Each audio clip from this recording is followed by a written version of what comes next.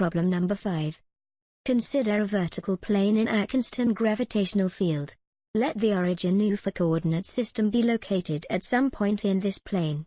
A particle of mass moves in the vertical plane under the influence of gravity and under the influence of an additional force directed towards the origin. Choose appropriate generalized coordinate and find the Lagrangian equation of motion.